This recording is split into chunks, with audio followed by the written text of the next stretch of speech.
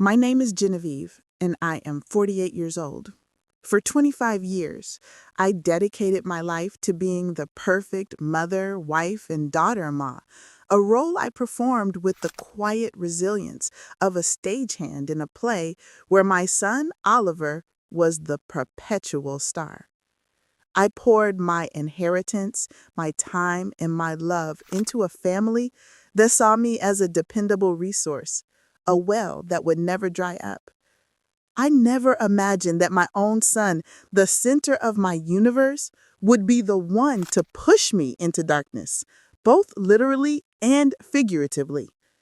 As I lay at the bottom of the grand oak staircase in our family home, the world fading to black, I heard his whisper words to his wife, Evelyn.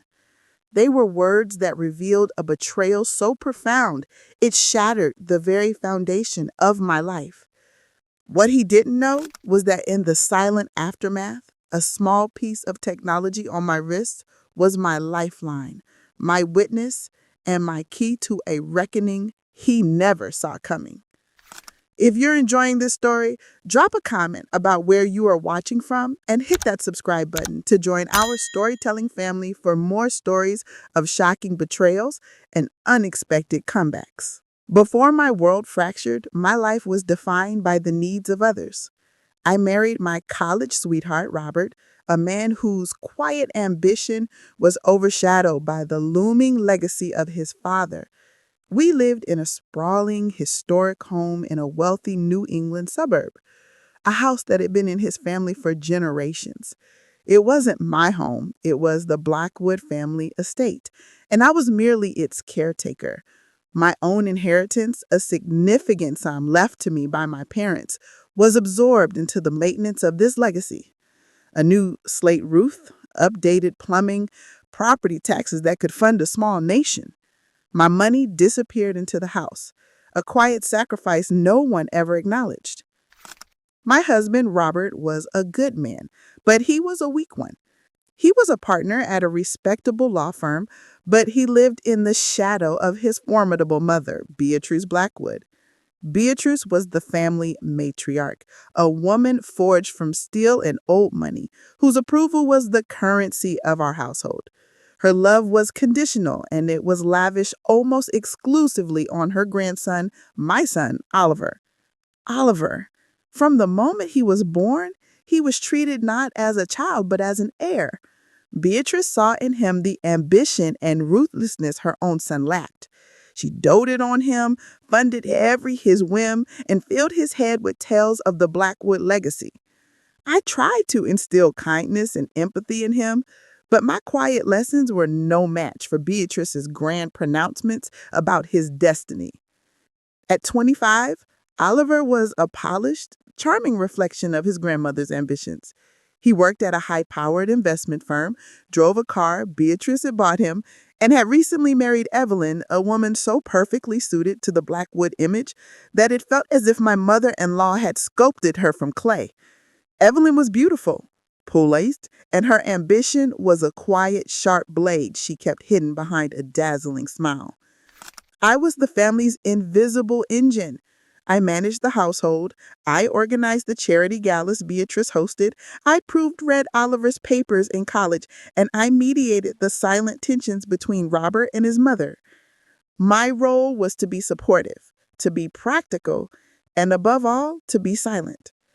The one person who saw the truth of my existence was my dear friend Clara, a woman I had known since before my marriage.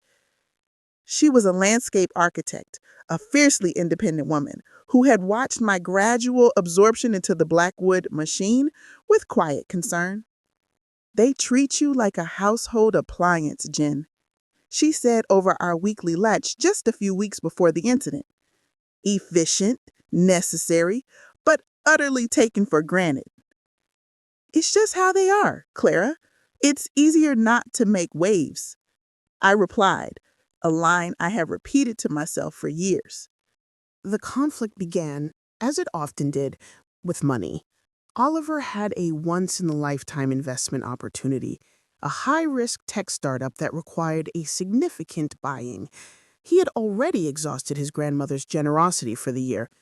Robert and I had no liquid assets.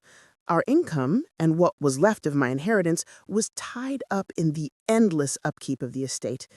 The only remaining source of funds was a trust my own parents had set up for me, a final safety net of $50,000 that was to be unlocked on my 50th birthday. Oliver wanted it now. "It's just sitting there, Mom," he'd argued during a tense family dinner. "It's dead money. This investment could double, even triple in a year. It's for the family's future." "It's for my future, Oliver.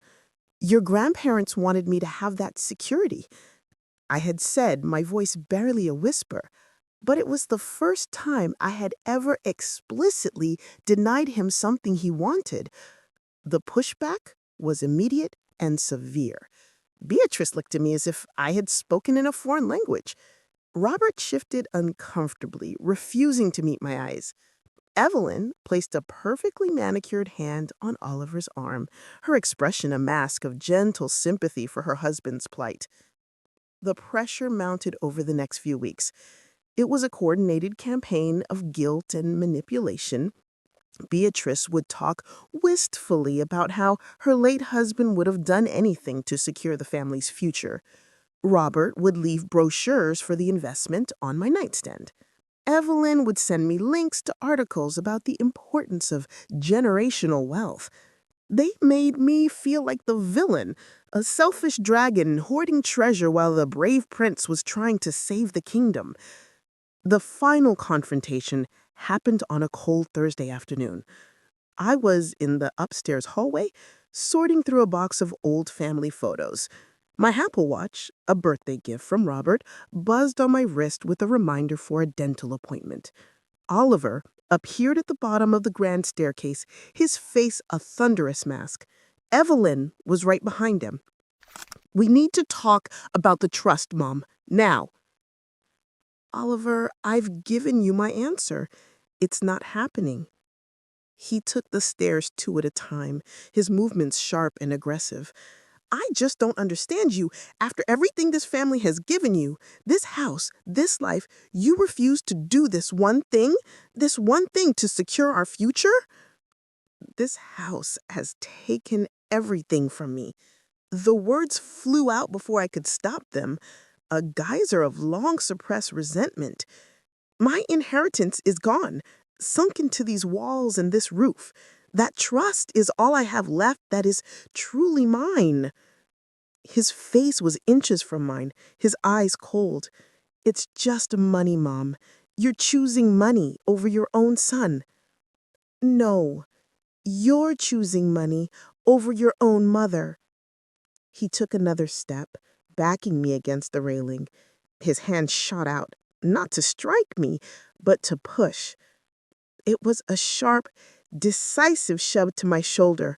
My foot slipped. The world tilted, a dizzying kaleidoscope of polished wood and ceiling molding. The last thing I saw was the shocked expression on Evelyn's face. The last thing I heard was my own gasp as I tumbled backward into the empty air. The fall was a chaotic symphony of impact and sound. I remember my hip striking the sharp edge of a step, a sickling crack echoing in the cavernous hall. My head hit the newel post at the bottom, and the world exploded into a starburst of white-hot pain before fading to a muffled, echoing silence. I was floating in a warm, dark sea, aware of vague shapes and sounds, but unable to connect with them. I felt a strange sense of detachment, as if I were watching a movie about someone else. Through the fog, I heard their voices. Not panicked, not filled with the desperate urgency of people calling for help. They were hushed, conspiratorial whispers. Is she breathing?" That was Evelyn, her voice a thin, reedy tremor. There was a long pause. I felt a finger press against my neck, cold and hesitant. I don't think so. Oliver, what did you do?" "I didn't mean to. She was being so unreasonable. I just pushed her. I didn't think. Oh my God, Oliver. We have to call 911. Evelyn's voice was rising, laced with hysteria. No, wait. Oliver's voice was sharp, cutting through her panic. Think for a second, Evelyn. Just think. If we call them, they'll ask questions. They'll see the argument on the security cameras. This will ruin everything. My career, my future. Security cameras. Beatrice had them installed years ago. I had forgotten. The silent digital eyes had seen it all. What are we going to do? We wait. We say we found her like this. It was a tragic accident. She must have tripped. She's always so clumsy. A tragic accident. Clumsy. The words pierced through my consciousness, each one a small, sharp betrayal.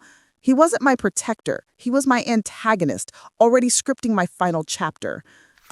I felt a strange, cold calm settle over me. I needed to do something. I couldn't move, couldn't speak, couldn't even open my eyes. But my left arm, pinned awkwardly beneath me, felt a faint, rhythmic vibration against the skin. My watch, the dental appointment reminder. It was still on. With a surge of adrenaline that felt like it took all the energy I had left in the world, I focused on my left hand, my thumb. I managed a small twitching movement, pressing my thumb against the side of my watch, holding down the button. The fall detection feature. I'd enabled it weeks ago after reading an article about it. If the watch detects a hard fall followed by a period of immobility, it can automatically call emergency services. But I couldn't rely on that. I had to trigger the emergency SOS manually.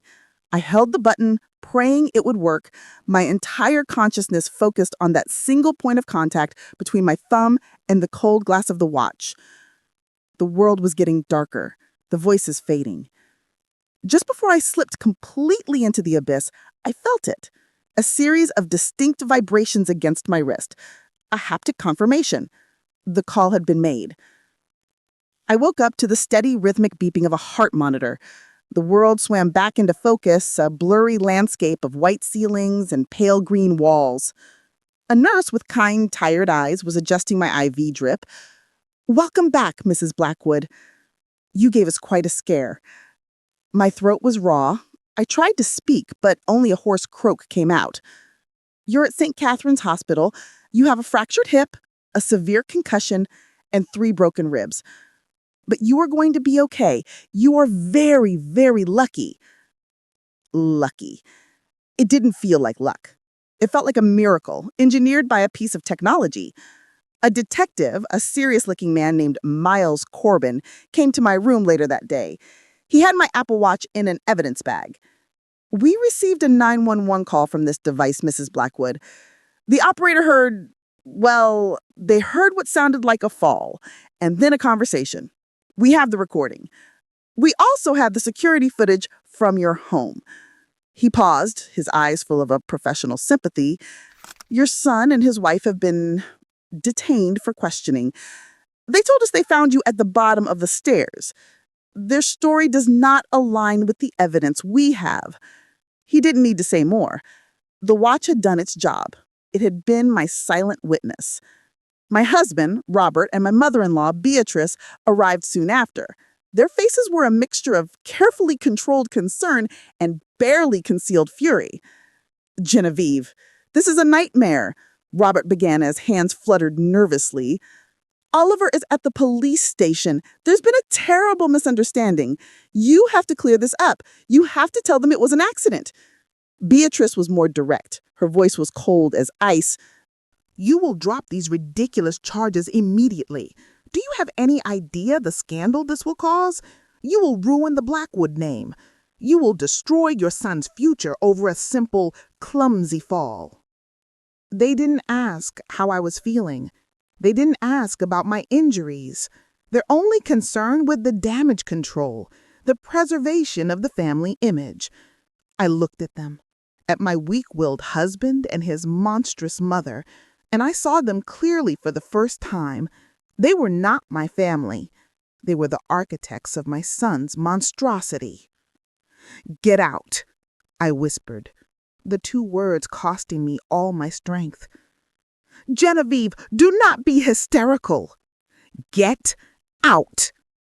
The nurse, hearing my raised voice, came in and firmly escorted them from the room. Lying in the silent aftermath, a decision began to crystallize in my mind. They thought I was a resource they could control. They thought I was a problem they could manage. They were about to find out I was a force they had never anticipated. My parents had left me that trust fund as a final act of love and protection, and I was finally going to use it, not for a house or an investment, but for something far more valuable: my freedom and their reckoning. The hospital became my sanctuary and my war room. For 2 weeks, I recovered under the watchful eye of a rotating cast of nurses, shielded from the storm raging outside. Robert and Beatrice were barred from visiting at my request, a boundary that sent shockwaves through the family. Their attempts to reach me were relentless. Bouquets of funeral lilies arrived with pleading notes. Their lawyer called my doctor, demanding updates. Beatrice even tried to use her position on the boards of trustees to gain access. Each attempt was rebuffed. I was, for the first time, utterly in control. My only visitor was Clara. She flew in the moment she heard, arriving with a suitcase full of comfortable pajamas, trashy magazines, and a fierce protective loyalty that was healing than any medication. She set up a makeshift office in the corner of my room, managing the torrent of incoming information. "So, your son, the investment banker, and his lovely wife are out on bail," she reported one afternoon, scrolling through her laptop. "They've been charged with felony assault and obstruction of justice. Your mother-in-law has hired the most expensive and, frankly, the most reptilian defense attorney in the state. They're spinning a narrative." "What narrative?" I asked, wincing as I shifted against my pillows.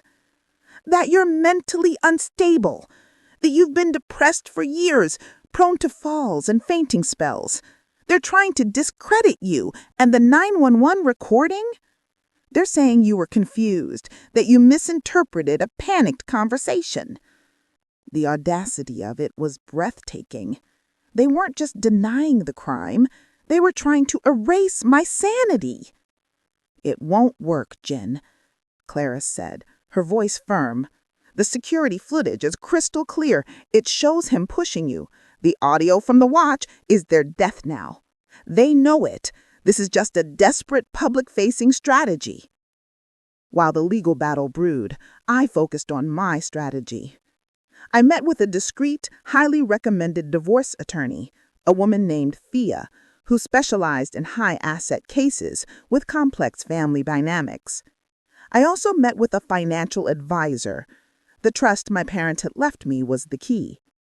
"The trust is ironclad," my advisor, a calm, methodical man named Mr. Kendrick, explained via a secure video call. "It is solely in your name and cannot be touched by your husband in a divorce. The $50,000 is your seed money." Thea was more direct. "Genevieve, you have been the primary financial contributor to the maintenance of that estate. For 2 decades, your inheritance was commingled, yes, but we can trace every single dollar. The new roof, the property taxes, the foundation repairs, we have the records. You don't just have a claim to a portion of the marital assets. You have a claim to the house itself. You paid for it." The idea was revolutionary.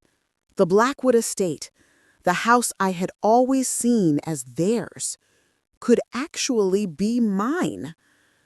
The day I was discharged from the hospital, I didn't go back to the estate. Clara had arranged for me to stay in a beautiful, sunlit suite at a residential hotel, a place with its own kitchen, round-the-clock security, and complete anonymity. It was from this neutral territory that I launched my counteroffensive. The first salvo was the divorce papers. They were served to Robert at his law firm, an act that sent immediate and delicious shockwaves through his professional circles. The petition cited irreconcilable differences and made a formal claim for a majority stake in the value of the Blackwood estate, based on my documented financial contributions. The second was a formal restraining order against Oliver, Evelyn, and Beatrice, barring them from any contact with me. This was granted easily, given the criminal charges against Oliver. The third, and most crucial, was a civil lawsuit. I sued Oliver not just for the assault, but for the full cost of my medical care, my lost future earnings, and punitive damages. But I added a unique defendant to the suit, Beatrice. Thea's legal reasoning was brilliant. We argued that Beatrice, through years of documented financial and emotional manipulation, had created the environment of entitlement and moral bankruptcy that led directly to Oliver's violent actions. She was not just a grandmother, she was an architect of the crime. The news of the lawsuits exploded in our small, wealthy community. The Blackwood name, once a symbol of prestige, was now synonymous with scandal. Beatrice's carefully curated world of charity galas and society luncheons crumbled. Friends stopped returning her calls. Invitations dried up. The public narrative they had tried to spin of a disturbed and unstable wife was obliterated by the clear, cold facts of legal filings and financial records. Robert, faced with a divorce that threatened to expose his financial weakness and a wife who was suddenly fighting back, crumbled. He sent a desperate handwritten letter to my hotel. "Jen, please, we can work this out. Don't do this to the family. My mother, she is not well. The stress of this is destroying her." Clara read it and snorted. Funny how her health only matters when her reputation is on the line. Where was this concern when her grandson pushed you down a flight of stairs? I didn't reply. Instead, I forwarded the letter to Thea, who promptly filed it as a violation of the spirit, if not the letter, of our no-contact agreement. Another piece of evidence in our growing arsenal. The fight was far from over, but for the first time in 25 years, I was no longer a silent, supportive player in someone else's story. I was the author of my own, and I was just beginning to write the most important chapter. The legal proceedings dragged on for months. A slow, grinding war of attrition. The Blackwood family strategy was to exhaust me emotionally and financially, to bleed me dry until I gave up. They filed endless motions, they contested every claim, and their lawyer, the reptilian Mr. Finch, used every dirty trick in the book. He tried to subpoena my private journals. He deposed Clara for 6 grueling hours, trying to paint our friendship as a conspiracy against the family. He leaked fabricated stories to gossip columns, suggesting I had been having an affair. It was a relentless assault on my character. But they had made a critical miscalculation. They assumed I was the same woman they had known for 25 years, the quiet, accommodating peacekeeper. They didn't realize that the woman who emerged from that hospital was someone new, someone forged in betrayal and tempered by resolve. My trust fund, the $50,000 they had coveted, became my war chest. I used it to fund the best legal team, the sharpest forensic accountants, and the most tenacious private investigators. Our forensic accountants, a team of tireless, detail-oriented wizards, pieced together the financial history of my marriage. They traced every dollar of my inheritance, creating a clear, undeniable map of how my money had been used to prop up the Blackwood legacy. The results were staggering. Over 2 decades, nearly $800,000 of my personal funds had been spent on the estate. The new roof, the foundation stabilization, the property taxes for 10 years, the landscaping, the antique furniture Beatrice insisted on buying. I had paid for it all, while Robert's salary went to funding their lifestyle and bailing Oliver out of his various youthful indiscretions. "This isn't just a claim, Genevieve," Thea told me, her eyes gleaming as she reviewed the final report. "This is a checkmate. In the eyes of the court, you are the primary owner of that house. You bought and paid for it." Meanwhile, the criminal case against Oliver moved forward. The audio from my Apple Watch was the star witness. The digital forensics team enhanced it, isolating their whispered conversation with chilling clarity. Paired with the security footage of the push, it was an open and shut case. The defense team, seeing the writing on the wall, offered a plea bargain. Oliver would plead guilty to a lesser charge of reckless endangerment, serve a year of probation, and attend mandatory anger management counseling. The prosecutor, after consulting with me, agreed. My goal was not to see my son in prison. It was to hold him accountable. A felony on his record and a year of public humility would serve that purpose. Evelyn, in a stunning act of self-preservation, agreed to testify against him in exchange for the obstruction of justice charges being dropped.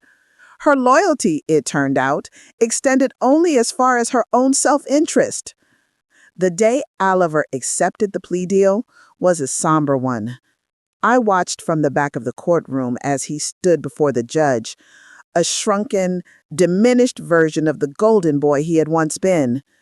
He looked over at me once, his eyes filled not with remorse, but with a sullen, childish anger. He was not sorry for what he had done. He was sorry he had gotten caught. The civil suit against him and Beatrice was where the real battle was fought. Their lawyer tried to paint Beatrice as a loving, doting grandmother who was being unfairly targeted. Our team responded with a mountain of evidence. We had emails where she instructed Robert to pressure me for money. We had financial records showing her funding Oliver's lavish lifestyle while knowing the family was in debt. We had testimony from former household staff about her manipulative behavior and her constant belittling of me. The turning point came when Thea put Beatrice on the stand. Under oath, faced with undeniable evidence, her icy composure began to crack. "Mrs. Blackwood, is it true that you refer to your daughter-in-law's inheritance as the plumbing fund?" Thea asked, holding up an email. I may have said that in jest." "And is it true that you advised your son to manage his wife's expectations so she wouldn't get any silly ideas about her own money?" "I was simply giving marital advice." "And is it true that you told Oliver that his mother's only purpose was to facilitate the success of the men in her family?" Beatrice stared at her, her face a mask of pure hatred. She refused to answer. The silence was more damning than any confession. The jury found them both liable. They awarded me the full cost of my medical bills, a significant sum for pain and suffering, and, in a move that made headlines, $1 million in punitive damages from Beatrice, a direct punishment for her role as the architect of the abuse. The final piece was the divorce settlement. Faced with the mountain of financial evidence, Robert's lawyers had no choice but to concede. The judge awarded me the Blackwood estate, free and clear, along with a significant portion of Robert's retirement savings to compensate for the years I had spent as an unpaid estate manager. The day the judge's gavel fell, I felt not a surge of triumph, but a profound, quiet sense of justice. The war was over. I had lost a son, a husband, and the illusion of a family. But I had gained something far more precious, myself. In the months that followed, I began the slow, deliberate process of dismantling the Blackwood legacy and building my own. The first thing I did was put the estate up for sale. The house, once a symbol of their power and my oppression, felt haunted by memories I wanted to leave behind. It sold quickly to a tech billionaire who wanted a trophy property, and I walked away with a sum of money that guaranteed my financial independence for the rest of my life. I bought a beautiful, modern condominium downtown, a place filled with light, clean lines, and not a single piece of antique furniture. It was my space, decorated with my art, filled with my books. It was a home, not an institution. Clara, my steadfast friend, helped me design a stunning rooftop garden, a riot of wild flowers and unruly vines, the complete opposite of Beatrice's rigidly controlled rose gardens. Robert moved into a small, soulless bachelor apartment. His life diminished to a scale he had always feared. Without the house and my support, his professional life suffered, and he took an early retirement, a quiet end to a quiet career. Beatrice, stripped of her social standing and a significant portion of her fortune, became a recluse. The grand matriarch of the Blackwood family now lived alone in a small condo, her power and influence gone. Oliver and Evelyn's marriage, built on a foundation of ambition and image, did not survive the scandal. They divorced shortly after his conviction. Evelyn moved to another state, quickly rebranding herself and disappearing from our lives. Oliver, with a criminal record and a tarnished reputation, lost his high-powered job. He ended up taking a low-level administrative position at a small, obscure firm. The brilliant future his grandmother had planned for him was reduced to a life of quiet mediocrity. He made one attempt to contact me, a rambling, self-pitying letter that was more of an accusation than an apology. He blamed me for his downfall, for not being the supportive mother he felt he was entitled to. I read it, felt the flicker of the old familiar sadness, and then threw it away. He was a stranger to me now, a ghost from a life that was no longer mine. I used the money from the lawsuits and the sale of the house to create the Genevieve Foundation, a nonprofit dedicated to providing legal and financial support for women leaving abusive domestic situations. My own story, which had been so public, became a source of strength for others. I found a new purpose, a passion that was wholly my own. I wasn't just a mother or a wife or a daughter-in-law anymore. I was a founder, an advocate, a survivor. About a year after the divorce was finalized, I was having lunch with Clara in my new rooftop garden. The city skyline stretched out before us, a glittering testament to new beginnings. "Do you ever hear from them?" she asked, sipping her iced tea. "Not anymore," I replied, snipping a dead leaf from a basil plant. "I think they finally accepted that the Bank of Genevieve is permanently closed." She smiled. "You know, for years, I watched you make yourself smaller to fit into their world.